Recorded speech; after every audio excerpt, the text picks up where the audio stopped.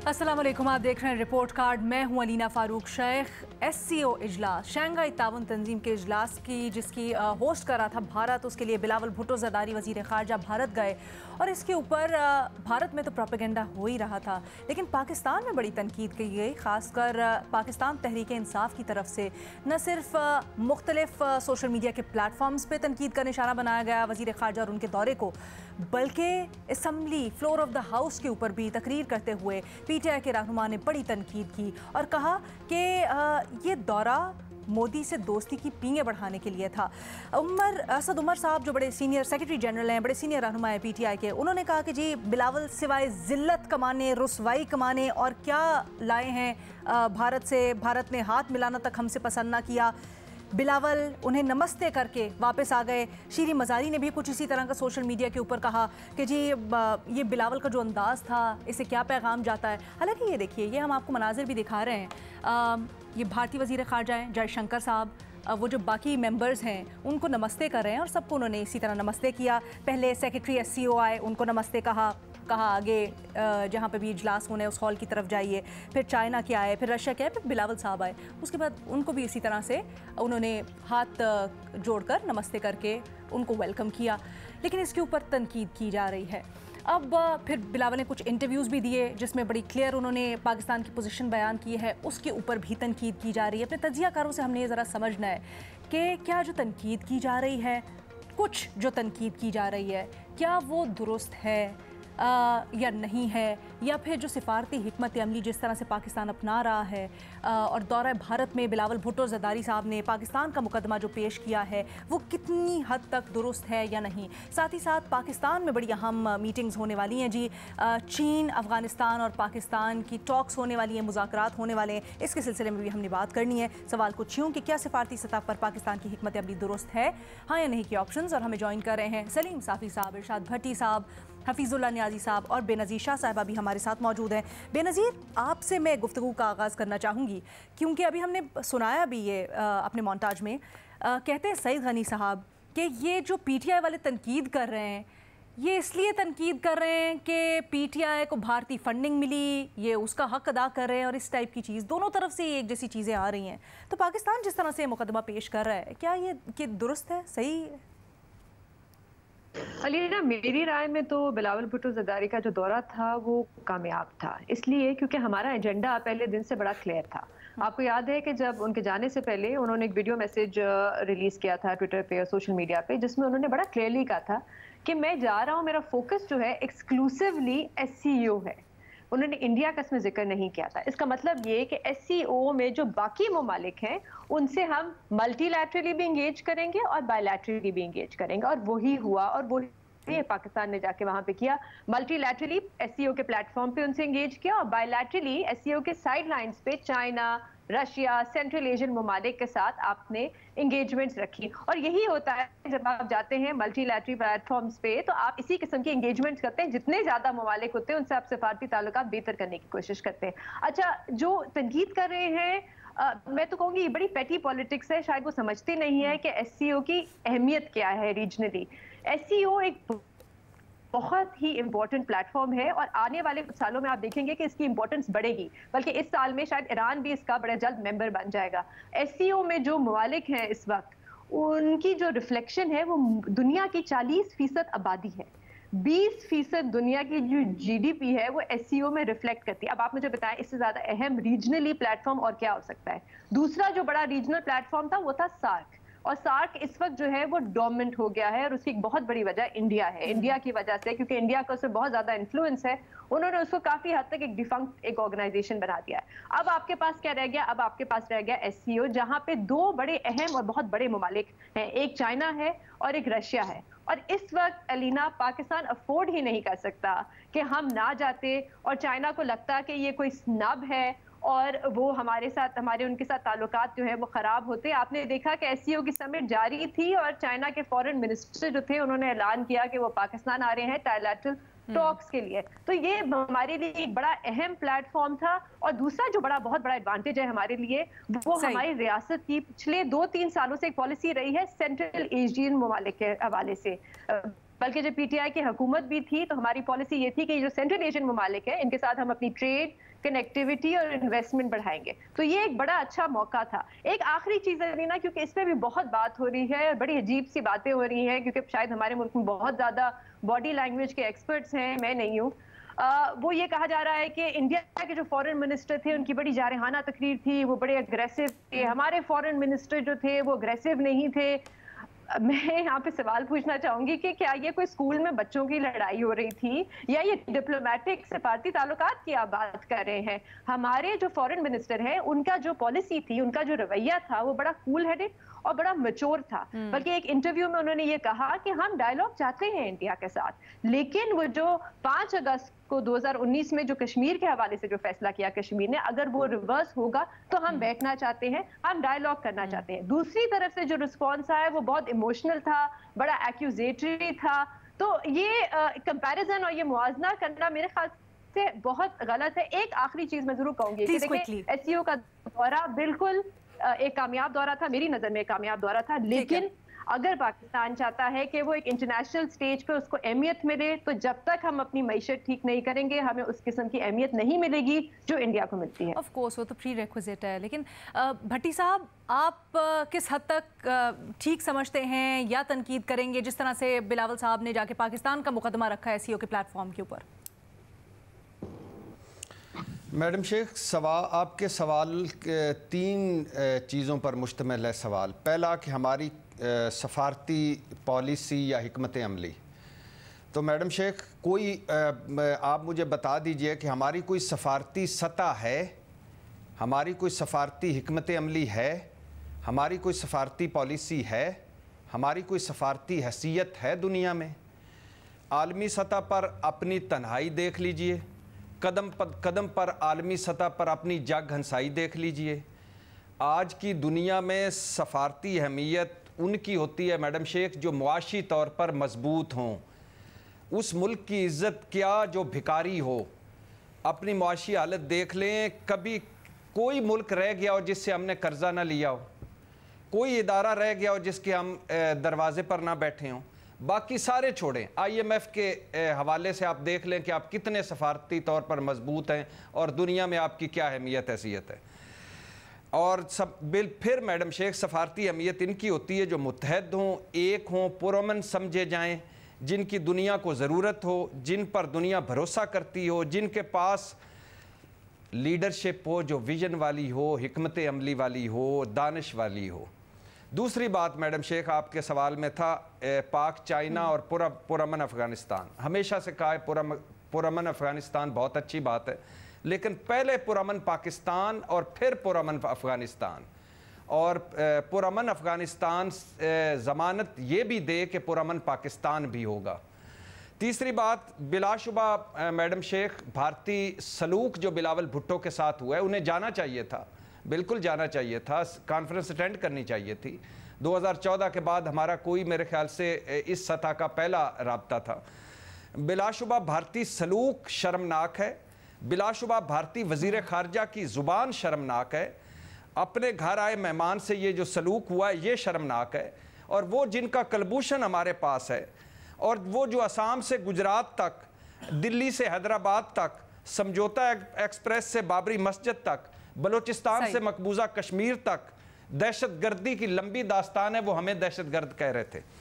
Madam Sheikh आखिरी बात, बिलावल भुट्टो नमस्ते छोड़ दे, नमस्ते की बात, बाकायदा मुलाकात नहीं हुई, बातचीत नहीं हुई, ये भी छोड़ दीजिए, कुछ अच्छा हो नहीं निकला, ये भी छोड़ दीजिए, मगर कोई शक इसमें तो कोई शक ही नहीं कि बिलावल भुट्टो पाकिस्तान का मुकदमा नहीं पेश कर सके बेहतर अंदाज में।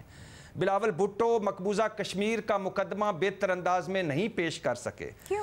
तैयारी माठी थी, अच्छा। सफारतकारी माठी थी, और जो जहां वो जो बिलावल भुट्टो पाकिस्तान में नजर आते हैं और जिस तरह की तकरीरें और जिस तरह का कॉन्फिडेंस नजर आता है वो वहां 0/0 था। और कहां मैडम शेख उनके ये भी हम कहां बिलावल भुट्टो और दुख की बात है कि विजय शंकर ने जब या जय शंकर ने जब उन सर्विस शुरू की थी तो बिलावल पैदा भी नहीं हुए थे। लेकिन कहाँ भुट्टो साहब, कहाँ साहबजादा याकूब अली खान और आगा शाही, और कहाँ बिलावल भुट्टो। शर्मिंदगी हुई बिलावल भुट्टो को, दौरों के शौकीन बिलावल भुट्टो को अपने पहले टेस्ट में फेल होते देखकर, और शर्मिंदगी हुई कि वो हम अपना सच्चा सौदा भी ना बेच सके। और ये वाकई पूल में बच्चों की लड़ाई नहीं थी, लेकिन ये सफारतकारी का एक बेहतरीन मौका था, लेकिन बिलावल उस टेस्ट में पूरे नहीं उतरे। सफारती मैदान में एक बेहतरीन मौका था पाकिस्तान का मुकदमा पेश करने के लिए, अपना मुकदमा पेश करने के लिए। हमारा इमेज इससे और डाउन हुआ है और मुझे दुख हुई और तकलीफ हुई। सलीम साहब, क्या आप इस राय से इत्तेफाक करते हैं? ये सबसे पहले जरा क्लियर कीजिएगा। जो भट्टी साहब दोनों वज़ीर ख़ारजा का अपॉर्चुनिटी जरूर हम आर्गुमेंट छोटा रखेंगे ताकि हम इसको डिस्कशन की तरह आगे लेके चल सकें। सलीम साहब, आपकी राय? देखिए अलीना, बिलावल साहब की सियासत और शख्सियत से कई हवालों से मुझे इख्तलाफ है, लेकिन इख्तलाफ की बुनियाद पे तासुब का शिकार होकर हक़ाइक़ को नहीं जुटलाना चाहिए। और हकीकत ये है कि बिलावल ने जाके भी कुछ गलत नहीं किया, बहुत अच्छा किया। और मेरे ख़्याल में जो कुछ करना चाहिए था एक वज़ीर ख़ारजा को, उसने वो कर दिया। अभी आप देखें, पहली बात तो ये है कि ये जो लोग जिस तरीके से तनकीद करते हैं, अब ये क़यामत की निशानी है कि जनरल उमर के साहिबजादे वो असद उमर वो भुट्टो के नवासे को ताना दे रहे हैं कि वो भारत से ज़िल्लत कमा के आए हैं। भाई पहली बात ये है कि वो भारत के दौरे पे नहीं गए थे। मसलन अगर न्यूयॉर्क में यूनाइटेड नेशन के जनरल असम्बली का इजलास होता है, उसमें ईरानी सदर भी जाता है, उसमें नॉर्थ कोरिया का नुमाइंदा भी जाता है, उधर उनकी अमरीकी हुकाम से कोई मुलाकात नहीं होती, उनकी स्टैंडिंग एक दूसरे के बारे में बरकरार रहती है। तो क्या अगर ईरानी सदर जब न्यूयॉर्क जाता है और उससे वहाँ के लोग कोई नहीं मिलते तो वो अपनी ज़िल्लत कमा के लाते हैं? नंबर 1। नंबर 2, इससे पहले बिलावल साहब भी ये वाजे कर चुके थे और मेरे साथ इंटरव्यू में हिना रब्बानी घर साहबा भी वाजे कर चुकी थी कि बायलैटरली कुछ भी नहीं हो रहा है, ना मुलाकातें तय हैं ना और कुछ तय हैं। नंबर 4, बिलावल इमरान खान साहब के दौर में कश्मीर की हैसियत तब्दील की गई थी, नवाज शरीफ या बिलावल के दौर में नहीं की गई थी। बिलावल ने माजी में तो ये गलती की है कि उन्होंने किसी ज़माने में नवाज शरीफ और उसको मोदी का यार कहा है, लेकिन मोदी के इक़्तिदार में आने की तमन्ना वो बिलावल ने नहीं की थी बल्कि इमरान खान ने की थी। तो मोदी के दौर में कश्मीर का स्टेटस तब्दील हो गया और बिलावल ने जाके पाकिस्तान के उस मौक़िफ़ का इआदा किया कि निगोसिएशन या इंगेजमेंट तब हो सकती है कि मोदी हुकूमत इमरान खान के दौर में लिए गए स्टेप को वापस ले ले। फिर पांचवी बात यह है कि ये ICO का फोरम था। ICO बुनियादी तौर पर तख्लीक है चाइना की, जो हमारा दोस्त है। ये तो लोगों को उधर ताना देना चाहिए इंडिया को कि यार चाइना की एक तख्लीक करदा, जो 2001 में चाइना ने रूस और बाकी ममालिक के साथ मिलके वो आगाज़ किया था। तो चाइना का इनिशिएट करदा एक मल्टीलेटरल फोरम हो, उस पर पाकिस्तान के वज़ीर ख़ारजा क्यों ना जाएं? फिर मसाइल भी ऐसे डिस्कस हो रहे हो, एनवायरनमेंट जैसे जिसका इस वक्त पाकिस्तान को सामना है। तो मेरे ख्याल में तो बिलावल साहब ने जाके अच्छा किया, वहाँ पे उनको मुख्तलिफ वज़ार ख़ारजा से इंटरेक्शन का मौका भी मिला और फिर वहाँ पे थी या इंटरव्यूज़ में था जो पाकिस्तान का केस है, वहाँ पे जाके सफारतकारी में गालम गुलूचे नहीं की जाती, या ये वो असम्बली नहीं है कि उधर आप ज़ोरदार तकरीरें करें, लेकिन जो पाकिस्तान का मौक़िफ़ है और पाकिस्तान के जो दलाइल है वो उन्होंने वहाँ पे सामने रख दिए हैं, इंटरव्यूज़ में भी और प्रेस कॉन्फ्रेंस में भी और ICO के वज़ार ख़ारजा की कॉन्फ्रेंस में भी। इसलिए मैं तो समझता हूँ कि उनके दौरे को आप किसी भी हवाले से नाकाम या गलत नहीं कह सकते। भट्टी साहब को उनका स्टाइल शायद नहीं पसंद आया, ऐसा है भट्टी साहब? एग्जैक्टली पिन पॉइंट कर दे ताकि साफी साहब ज़रा बेहतर तरीके से हमें समझा सके। मैडम शेख, मुझे समझ नहीं आ रही कि मैं कोई ये नहीं चाह रहा कि वो पूनी करके मेरी तरह जाते या बालों को कंधों पर रख के जाते या शलवार कमीज़ पहन के जाते। मेरा ओवरऑल उनके जो उनकी कॉन्फ्रेंस में, गोवा में कॉन्फ्रेंस थी, वहाँ जो उनका हम जब आप भारत में होते हैं और भारत वो है जिसने अंदरूने भारत और बैरूने भारत मुस्लिम दुश्मन जो हिस्ट्री और सारा कुछ बदल रहा है, आप जब वहाँ होते हैं तो आउट ऑफ बॉक्स कुछ सोचते हैं, कुछ नया सोचते हैं आप। वो एक कोई इसमें 2014 के बाद आज क्या निकलना था, लेकिन जो हमारा जो मसला है, पाकिस्तान का जो मौक़िफ़ है, जो मकबूजा कश्मीर का मौक़िफ़ है, वो जो वहाँ जाके बात करना और फिर जिस तरह की गुफ्तगू करना और जो बिलावल भुट्टो से तवक्को मैं कर रहा था कि वो करेंगे, नहीं हुई। बिलावल भुट्टो बिल्कुल एक कंफ्यूज से और एक अजीबो गरीब मखमसे में और पता नहीं कहाँ की कहाँ कर रहे थे, क्या बात कर रहे थे। एक सेकंड, आपको किस बात से लगा कि वो कंफ्यूज थे? आपको किस बात से लगा भट्टी साहब? हमें समझने में थोड़ी आसानी होगी। मैं आती हूँ साफी साहब, पहले मैं न्याय साहब को भी जरा मैडम शेख जी। भट्टी साहब मुझे मुख्तसरन बताइए।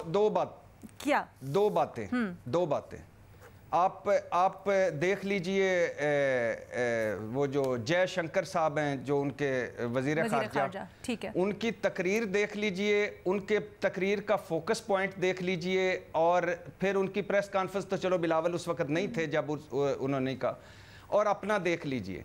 फिर इसमें बिलावल भुट्टो के जो पूरे ड्यूरेशन में मुलाकातें देख लीजिए और बिलावल भुट्टो का वहाँ इंटरेक्शन देख लीजिए, बिलावल भुट्टो की वहाँ एक्टिविटीज़ देख लीजिए और फिर उनकी देख लीजिए। फिर तीसरी बात यह है कि जब जो आपने कराची में मौक़िफ़ पेश किया और जिस तरह किया उसको देख लीजिए, और जो पूरी कॉन्फ्रेंस में बिलावल भुट्टो बोले उसको देख लीजिए। ठीक है, अगर अलीना इजाज़त दे तो मैं ज़रा इसकी वजाहत कर दूं। इस तरह के कॉन्फ्रेंसेस जो होती हैं जो मल्टीनेशनल, उनके एक एजेंडा तय होता है। एजेंडे से बाहर जाना वो नाशाइस्ता समझा जाता है। कोई ये नहीं है कि आप उस पर तमाम मौक़िफ़ सामने रखें, लेकिन अगर जयशंकर ने उस पर दहशतगर्दी के इशू को वो कर दिया, तो जो पाकिस्तान का मौक़िफ़ है वो जवाब में बिलावल ने अपनी तकरीर में रख दिया, नंबर 1। नंबर 2, बाज़ लोग इसको सार्क से जोड़ते हैं कि जी माजी में सार्क कॉन्फ्रेंस यहाँ पे हो रहा था और इंडिया और अफ़गानिस्तान ने अदम शिरकत करके उसको मुनक़्क़द करने नहीं दिया। तो उनको ये फ़र्क मद्देनज़र रखना चाहिए कि सार्क में हर मेंबर मुल्क के पास वीटो का पावर है। अगर वो अदम शिरकत करे या एतराज़ करे एजेंडे पे, तो फिर वो नहीं हो सकता। शंघाई कोऑपरेशन ऑर्गेनाइजेशन में इस तरह की कोई चीज़ नहीं है। अगर पाकिस्तान ना भी जाता तो वो ना, भट्टी साहब को उसके ऊपर इशू नहीं है कि वो गए, वो कहते ठीक है चले गए, बट उनको अंदाज के ऊपर थोड़ा सा वो शाकी है। उनको लगता है जरा फोर्सफुल होना चाहिए था, उन्हें जाना चाहिए था, फोर्सफुल होना चाहिए था, अपने आप को एक्सर्ट करना चाहिए था। बेनज़ीर, अगर आप बिल्कुल मुख्तसर इसको रख सके। मैं एक लाइन में देखें साबी साहब, मैं आपके पास आती हूं।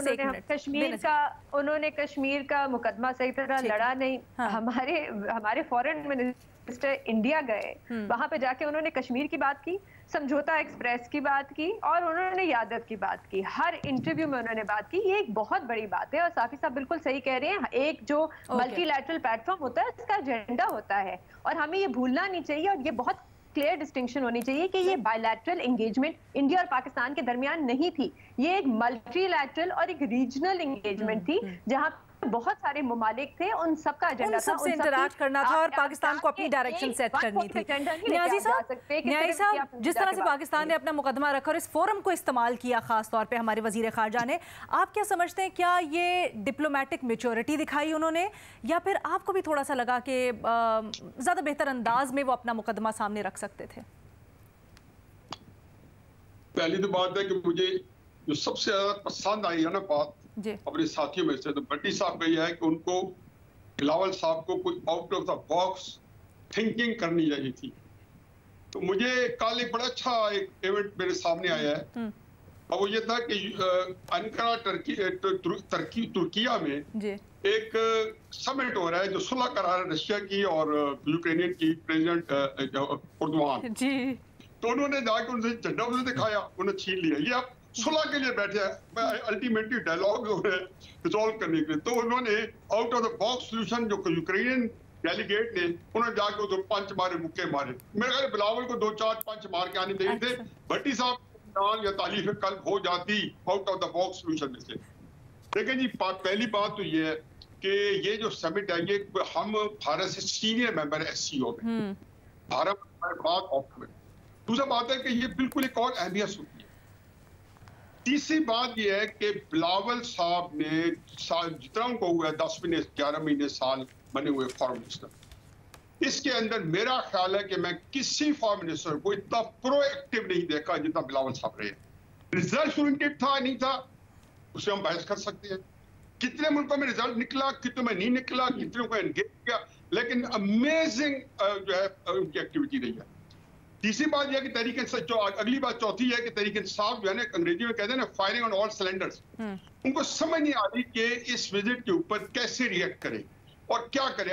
पहले तो अंदर कॉन्ट्रडिक्शंस है, फिर उसके बाद एक पोस्ट चलाई हुई है जिसमें भट्टी साहब ने पासिंग रेफरेंस दिया है, और ये कि जी शंकर के जो 50 साल 70 साल 90 साल 200 साल का एक्सपीरियंस है जय शंकर का, और भुट्टो बिलावल भुट्टो जो है वो उनका कोई तजर्बा नहीं है, उनका क्या पीछे बैकग्राउंड है।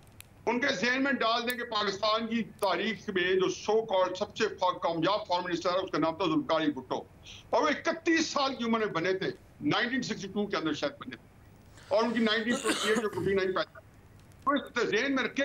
और भुट्टो साहब ने बाय द टाइम 65 से 66 एज फॉरेन मिनिस्टर, ये उनका एक बनता था कि मुझे याद है कि जब कोई एक दफा हुआ, पता नहीं 1965 की बात है या उसके बाद, तो चाइना से हमने वेपन्स आई थी जंग के लिए 70 के, तो उसमें कहा गया कि हेडलाइन थी कि असले के लिए चीन और चीन के लिए भुट्टो, यानी कि भुट्टो इतना इम्पैक्ट डाल देते हैं फॉरेन मिनिस्टर मुख्तलिफ कंट्रीज में। बाकी आ गए इमरान खान साहब के अपने अमाल, जिसमें आपका स्पेसिफिक टॉपिक तरीके साहब के जो तनाजुर में है कि जो उन्होंने तनकीद की है, ये अभी जिक्र हुआ है अप्रैल के अंदर, मार्च अप्रैल में मोदी अपनी कैंपेन चला रहे थे इलेक्शन की, तो किससे अल्लाह मियां 19 में गड़गड़ा कर दुआ मांगी थी, जो साहब ने जिक्र किया, चलो इसको भूल जाए। जुलाई के एंड के अंदर अमेरिका जाते हैं, 24, 25, 26 जुलाई को ट्रम्प की दावत पे अमेरिका में बातचीत करते हैं, तो भरी प्रेस के सामने कहा जी आप हमारी कश्मीर के दरमियान सालसी कराते। अब टाइम फ्रेम लाइन जेन में रखे, पूरे 4 दिन बाद, 2 दिन बाद मोदी पहुंचते इमरान खान साहब के, और 4 दिन बाद इस वाक्य के डेलस टेक्सास के अंदर जलसा आम में तकरीर करते हैं मोदी और ट्रम्प इकट्ठे, और ट्रम्प भी स्पीच करते हैं, और वहां पे पाकिस्तान की धज्जी उड़ाई जाती है। इनके मुंह में उस वक्त क्या चीज पड़ गई थी तरीके साहब वालों से कि उन्होंने बात नहीं की। फिर उसके बाद 5 अगस्त को मोदी के डेलस टेक्सास के एड्रेस के 4-5 दिन बाद वापस आए, यानी कि वो एंडोर्स कराया गया था अमेरिका। आपके तर्जीह में से बड़ी ज़बरदस्त मुझे बात लगी। मैं जाती हूँ, जाते जाते हम भट्टी साहब से ज़रा पूछ ले। भट्टी साहब, ये आउट ऑफ द बॉक्स क्या करते बिलावल भुट्टो साहब? न्यायी साहब कह रहे हैं क्या वो उसी तरह से पंच कर देते, क्या करते, क्या चाह रहे हैं आप आउट ऑफ द बॉक्स करवाना? यकीन करें न्याजी साहब वज़ीर ख़ारजा होते तो ये यही करते वहाँ जाकर, और ये इसी तरह का आउट ऑफ बॉक्स निकालते, और बाद में हम सारे ना, मैं होता एयरपोर्ट पर और इनके हाथ डाल रहा होता, और हवाई दूर से हवाई पपियाँ ले रहा होता न्याजी साहब की कि क्या आप आउट ऑफ बॉक्स आइडिया निकाल के लाएं। सर भुट्टो साहब की तो मैंने शुरू में ही तारीफ़ की है कि जब हम मुल्क टूट चुका था, 90,000 के करीब हमारे लोग कैदी थे, और वो शिमला गए और वो कुछ भी नहीं था हमारे हाथ में, और उस वक्त वो आउट ऑफ बॉक्स सारा कुछ करके आ गए। अब अगर बिलावल भुट्टो को मैंने आउट ऑफ बॉक्स सिखाना है और आपने वजारत ख़ारजा को, तो मेरे ख्याल से दोनों को फ़ारग करें और ये दोबारा कॉन्फ्रेंस करवाएं और मुझे वहाँ भिजवाएं। ना आउट ऑफ बॉक्स निकाल के लाऊं तो मुझे कहिएगा, कम अज़ कम पूनी बांध के तो ज़रूर जाऊँगा, उनकी फिल्मों में तो ज़रूर आ जाऊँगा। यही आउट ऑफ बॉक्स होगा कि हमारा पाकिस्तानी हीरो शाहरुख को टक्कर की दे रहा होगा। अच्छा जी भट्टी साहब, thank you so much. But एक छोटी सी ब्रेक लेते जी, ब्रेक के बाद वापस आएंगे। हमने थोड़े सियासी मामलात के ऊपर भी बात करनी है, और ये जो कॉन्फ्रेंस मुज़ाकरात टॉक्स हो रही हैं इनके ऊपर भी ज़रा हम थोड़ा सा राय लेंगे अपनी तज्ज़ियाकारों से एक ब्रेक के बाद जी।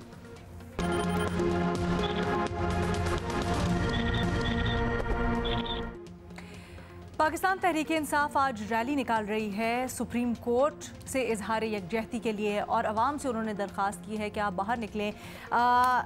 जो हुकूमत है उसके हैंडलर्स और रियासत के इदारों को ये पैगाम दिया जा सके कि आइन की खिलाफ वर्जी और 14 मई को पंजाब में इंतखाबात के इनेकाद के हवाले से सुप्रीम कोर्ट के हुक्म की खिलाफ वर्जी किसी तौर बर्दाश्त नहीं की जाएगी।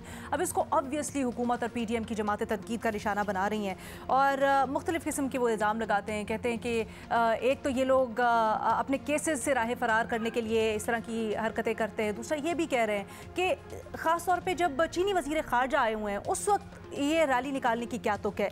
पूछना में तज्जियाकारों से हमने ये है कि क्या तहरीक इंसाफ को अदलिया के हक में रैली से सियासी फ़ायदा होगा? बेनज़ीर, क्या राय है आपकी? अलीना, पहले तो मेरे ख्याल से ये क्लियर कर लेते हैं कि ये अदलिया के लिए तो रैली नहीं निकल रही, ये तो कुछ जजेस के लिए निकल रही है जो आजकल पीटीआई को पसंद है। एक टाइम था जब ये जजेस पसंद भी नहीं थे, तो इमरान खान साहब की कब राय बदल जाए जजेस के बारे में इसका भी हमें अंदाज़ा है। मैं आपको मिसाल देती हूँ, जस्टिस अतर मिनल्ला पिछले साल इसी टाइम पे इमरान खान साहब उन पे तनकीद कर रहे थे और पूछ रहे थे ये रातों को अदालतें क्यों खुलती हैं। कुछ महीनों बाद इमरान खान साहब कहते हैं एक जलसे में कि ये सबसे ज़बरदस्त जज हैं और ये जो फैसला करेंगे मैं मानूंगा।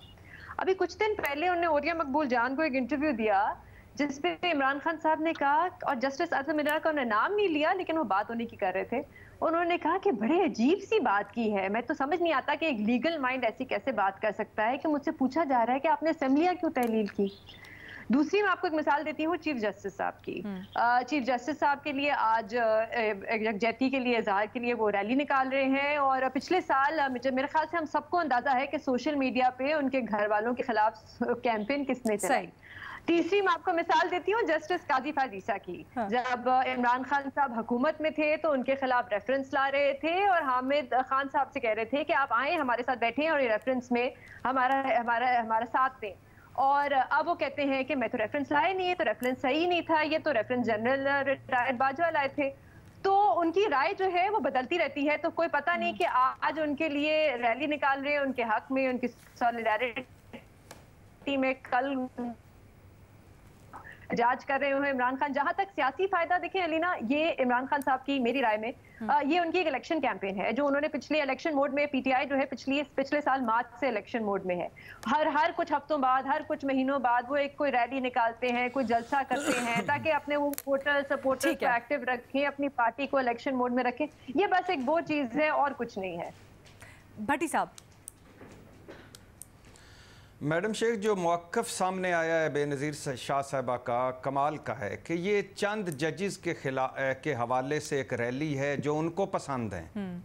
सुभान अल्लाह भाई। इफ्तिखार चौधरी एक था और एक बात नहीं मानी थी और पूरी मूवमेंट चली थी। एक बंदे का मसला था, बाकी सारे तो बाद में, यानी अगला चीफ जस्टिस आ जाता।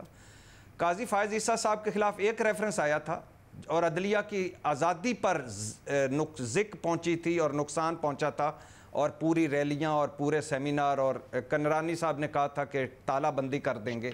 तो क्या वो एक जज था जो उनको पसंद था, इस वजह से ये सारा हो रहा था? ये है वो सोच, ये है वो माइंड सेट जो इस मुल्क को तकसीम दर तकसीम कर रहा है। जजेस सब के होते हैं, मौक़िफ़ किसी के साथ भी होते हैं, कोई उसका दूसरी तरफ भी तो 6-7 हैं। कभी मैंने उनको नहीं कहा कि वो PDM के जजेस हैं, नहीं है वो PDM के जजेस, जो हमारे जजेस हैं, ये हमारे जजेस हैं। उमर अता बंदयाल साहब का कसूर क्या है? कसूर ये है कि वो कह रहे हैं कि 90 दिन में इंतखाबात करवाएं। सिंपल सी बात है। और आईनी खिलाफ वर्जी हो चुकी है, सुप्रीम कोर्ट के फैसलों के खिलाफ वर्जी हो चुकी है। क्या आप समझते हैं, क्या करना चाहते हैं इस मुल्क के साथ? लाइक माइंडेड जजेस, हम ख्याल बेंच, और कितना खिलवाड़ करेंगे आप इस मुल्क के साथ? सो मोटिव लेना छोड़ दिया। आखिर पे आपको सुनाना चाहता हूं, कुर्बानियां देने के लिए तैयार हैं, हमारे साथ जो होगा देखा जाएगा। हमारी गुफ्तगू और असम्बली के गुफ्तगू का लेवल देखें, ये कौन कह रहा है हमारे साथ जो होगा देखा जाएगा? सो मोटिव लेना छोड़ दिया, कुर्बानियां देने के लिए तैयार। ये चीफ जस्टिस आप पाकिस्तान कह रहे हैं, ये चीफ जस्टिस आप पाकिस्तान कह रहे हैं, ये चीफ जस्टिस आप सवाल करना चाहती हैं बेनज़ीर आपसे। में दुख, बेनज़ीर प्लीज मुख्तसर रखिएगा, बात कंप्लीट हो जाए, बात आखिरी जुमला, बात यानी दो। अच्छा, पहले सवाल कर लीजिए, सवाल कर लीजिए। सवाल पूछ रही हूँ मैं, वैसे भी पूछ रही हूँ कि ये पूरी आप कह रहे हैं कि ये जो आज रैली निकाली है पीटीआई ने, ये सारी अदलिया के लिए है, जिसमें जस्टिस ईसा भी शामिल है और जस्टिस अतर मिनल्ला भी शामिल है और जज ज़ेबा भी शामिल है, और वो भी जजेस शामिल है जिनकी अदालत में इमरान खान साहब जानना नहीं चाहते? जी, वो जजेस भी शामिल हैं जिनके मरियम नवाज ने जलसों में तस्वीरें लगाई, वो जजेस भी शामिल हैं जिनकी वीडियो चलाई बगैर फरांसिक और रिपोर्ट के, वो जजेस भी शामिल हैं जिनकी सास तक बात पहुंची, वो जजेस भी शामिल हैं जिनके खिलाफ किरदार कुशी, कंडक्ट, किरदार खानदानों तक बात पहुंची, वो जजेस भी शामिल हैं, वो जजेस भी शामिल हैं जिनको आप कह रहे हैं, मुल्जम कह रहे हैं कि जज हाजिर हों, वो जजेस भी शामिल हैं, सारे शामिल हैं। ये आइन की आइनी खिलाफ वर्जी हुई ना, बाकी छोड़ दीजिए। सुप्रीम कोर्ट के हुक्म की खिलाफ वर्जी हुई है, बाकी छोड़ दीजिए। ये इसमें छोड़ दीजिए एक सियासी जमात कहाँ खड़ी है, हम कहाँ खड़े हैं, ये सबसे इंपॉर्टेंट है। मैं तो नहीं ना, आप भी नहीं, कोई भी नहीं, कोई किसी सियासी चलिए आप दोनों का मौक़िफ़ मैंने सुन लिया, लेकिन आइन तो ये भी कहता है कि 60 दिन के अंदर अंदर इलेक्शन होना था। वो जो कौमी असम्बली की सीटें हैं उनके ऊपर आइन तो कहता है खैबर पख्तूनख्वा में भी इलेक्शन होने हैं। लेकिन एक छोटी सी ब्रेक लेते हैं। हफीजुल्लाह नियाजी साहब और सलीम साफ़ी साहब क्या कहते हैं तब जानते हैं ब्रेक के बाद।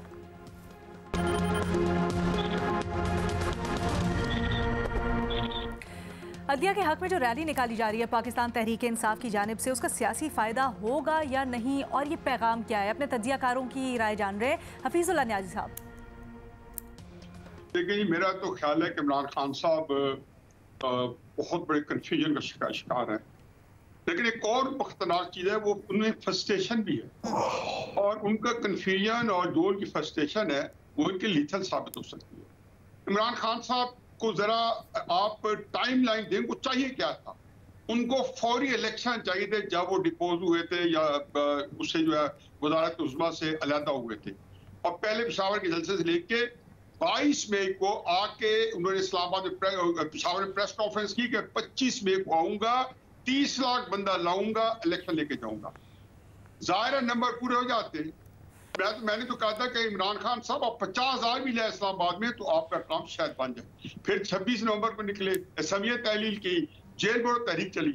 अब वो कौन सा वो एक उसमें से तोता या खरगोश निकालेंगे टोपी में से कि जो उनकी रैली को कामयाब कर देगा। पब्लिक उन्हें 4 मौके पे दिया है इलेक्शन लेने के लिए। असमिया तहलील उनको मरकजी इलेक्शन मिलता है फेडरल गवर्नमेंट के।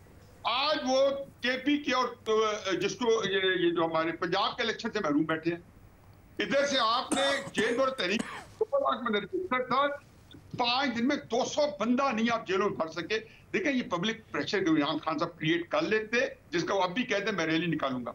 ये कुछ चीज जस्टिस के हक में जो आपको अच्छा नहीं जाएगा अगर वो उनको सपोर्ट भी करना चाहते हैं। अदलिया पूरी तरह डिवाइडेड है। ये वो नहीं है जो हम रेफरेंस देते हैं सखावत चौधरी साहब का या सिजाद अली शाह साहब का।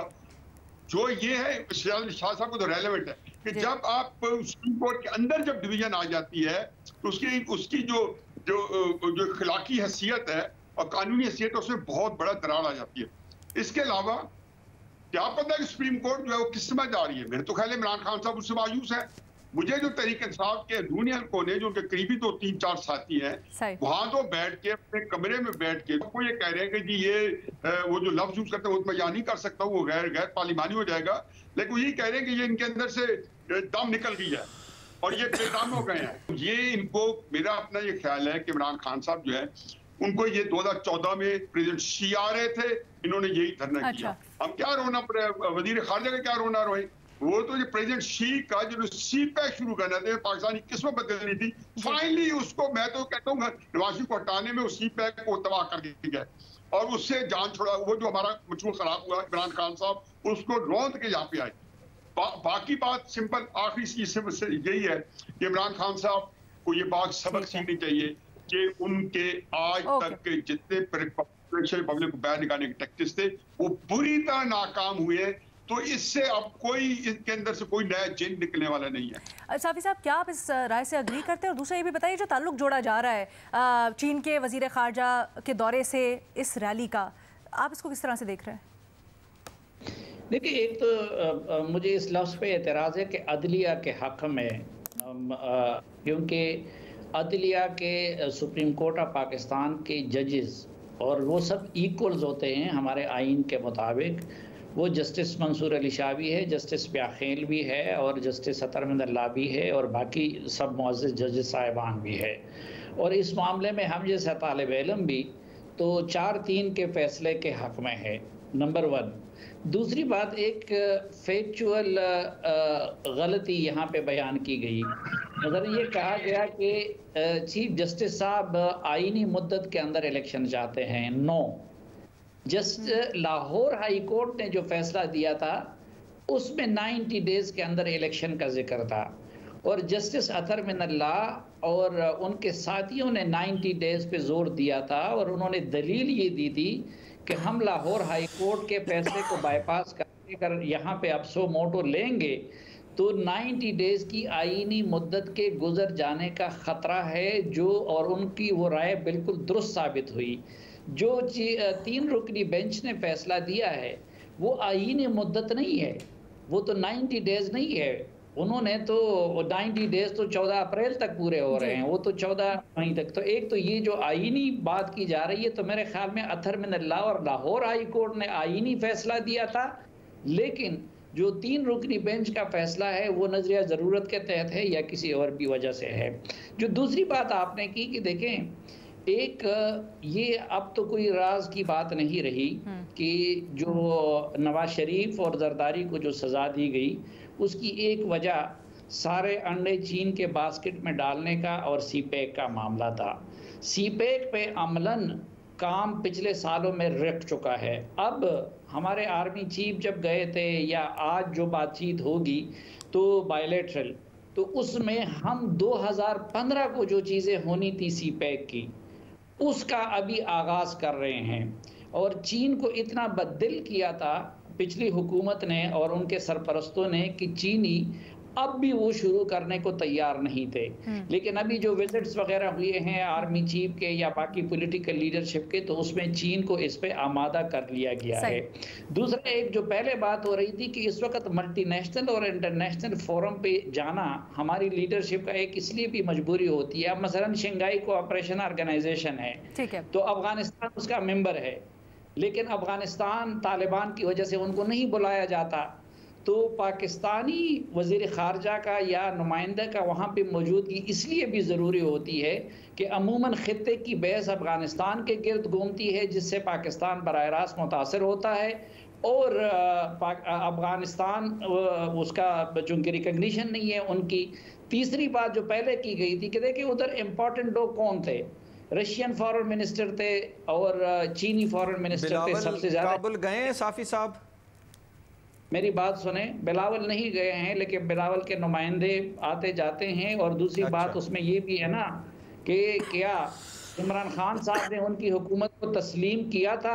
बिलावल को क्या एक्सपीरियंस है अफगानिस्तान का? नहीं, देखें बिलावल ने ये किया था कि तालिबान सफारतकारी का क्या एक्सपीरियंस है? कोई बेनज़ीर भुट्टो साहिबा के बेटे हैं और इसके अलावा कोई चीज? भुट्टो को क्या, मैंने यही आपको कहा कि 31 साल में जब भुट्टो साहब ने शुरू किया तो उनको क्या तजुर्बा? भुट्टो साहब पहले वजीर थे, भुट्टो साहब उससे पहले वजीर थे, वजीर खारजा से पहले वजीर बने सिकंदर मिर्जा के। अच्छा, एक एक करके बात कीजिएगा न्याजी साहब। आपको जब तजर्बे की बात कर रहे हैं, 1 मिनट, भुट्टो साहब के 31 साल की उम्र के अंदर वो वजीर खारजा बने। बिलावल की उम्र तो फिर 3-4 साल जाता है, उनको कोई तजर्बा नहीं था। वजीर ईंधन बने थे 58 के अंदर, और 58 सितंबर में बने थे, और उसके बाद उन्होंने अक्टूबर में बने थे, और उसके बाद 1.5 साल बाद वजीर खारजा बना दिया गया था। मैंने कहा ये तजर्बा नहीं था। पहलवान 28 साल की उम्र में रुस्त में ज़मान बन गया था। कोई और बताएं 28 साल की उम्र। अच्छा, अब साफी साहब का आर्गुमेंट सुन लीजिए। ओके न्याय साहब, एक सेकंड। भुट्टो साहब ने जितनी किताबें पढ़ी होंगी, जितना उनको एक्सपीरियंस होगा, उससे पहले जितना सर हो सकता है बिलावल साहब को भी हो। बिलावल ने बताया कुछ नहीं पढ़ी, हो सकता है बिलावल साहब को भी हो। साफी साहब की बात सुन लेना जी। साफी साहब, यही सब 1 मिनट साफी साहब को मौका दें। साफी साहब, अफगानिस्तान में ये जो डेवलपमेंट हुई है, ये सारा हुआ है। साफी साहब बिलावल भुट्टो के पे तनकीद कर रहे थे कि अफगानिस्तान नहीं जाता। ठीक है, मैं ये बुजुर्ग सियासतदान इमरान खान साहब की हुकूमत में ये किया गया कि ज़ल्मे खलीलज़ाद और अमेरिका के साथ इंट्रा अफगान डायलॉग को कामयाब किए बगैर एग्जिट प्लान में पाकिस्तान ने मदद की, जिसकी वजह से वहाँ पे तालिबान की हुकूमत आई। अच्छा, फिर हमारा ये मखमसा कि इमरान खान साहब ने एक तरफ पे उनका जश्न मनाया, लेकिन दूसरी तरफ ये नहीं सोचा कि भाई उनकी रिकग्निशन नहीं हुई है। अब पाकिस्तान एक तरफ उनसे जुड़ा हुआ है और दूसरी तरफ पाकिस्तान को उनकी आलमी फोरम पे नुमाइंदगी नहीं होती। तो आज भी आप देखें कि ये इतनी बड़ी वो नहीं है कि चीन का भी उनके साथ जो इंटरेक्शन हो रहा है वो हमारी सरजमीन पे हो रहा है, और ये डिसाइड हो चुका है। बिलावल भुट्टो का कोई एक्सपीरियंस बता दीजिएगा सफारतकारी में। बिलावल भुट्टो का एक्सपीरियंस देखें, इससे पहले जितने भी लोग थे, शाम आप सबसे ज्यादा एक्सपीरियंस तो सरताज अजीज साहब का था ना, तो वो तो आपको सबसे ज्यादा नापसंद अच्छा, कोई पिछले एक साल में सर बताइए कोई कामयाबी? उनके साथ वजीर मुमलिकत है हिना रब्बानी घर। मैं दावे से ये कहता हूं कि मैंने अपने सहाफती जिंदगी में सबसे कामयाब फॉरेन मिनिस्टर वो रही है। अगर आप इस पे मेरे साथ डिबेट कर सकते हैं तो कर लीजिए। जी बिल्कुल एग्री करता हूं। तो फिर उनको नहीं भेजना चाहिए था। एक चीज है, आप लोगों की सबकी डिबेट मैंने सुनी, सबकी राय सुनी, सबसे आखिर में आप आए हुए हैं, सबसे कम उम्र आप है, लेकिन सबसे ज्यादा दानिश्वर आप है, सबसे ज्यादा बोलते आप है, सबसे ज्यादा रेटिंग आपकी है। तो जी शुक्रिया। इस हिसाब से तो बिलावल पास सर, मैं आपके तज्जिए से साफी साहब, मैं आपकी सब बातों से इत्तेफाक करती हूँ, लेकिन आखिरी वाली जो आपने तज्जिया की है उससे मैं इत्तेफाक नहीं करती हूँ। ये वीटो पावर है मेरे पास स्पीकर होने की हैसियत से। लेकिन एक चीज़ जी, हम लोग जब भी डिबेट कर रहे थे एक्सपीरियंस के ऊपर, बिलावल साहब ने जिस तरह से पाकिस्तान का मुकदमा मुख्तलिफ फोरम्स के ऊपर लिया है, और डिबेट एक्चुअली ये होनी चाहिए कि जिस तरह से मुख्तलिफ सर्कमस्टांसेस और मुख्तलिफ हर्डल्स जो पाकिस्तान को आए हैं, ख़ास तौर पर पिछले 1-1.5 साल के अंदर, वहाँ पर पाकिस्तान को किस तरह से रिप्रेजेंट किया है, पाकिस्तान की साख किस तरह से दोबारा से बहाल की है। असल टेस्ट इस बात का होना चाहिए कि वो अपने ऑफिस के साथ कितना इंसाफ करें। हमारे तज्जियाकारों की राय आपको कैसी लगी, हमें सोशल मीडिया पर ज़रूर बताइएगा। हमारे दोनों सवालों के जवाबात आपने सुने। अभी इजाज़त दीजिए, अल्लाह।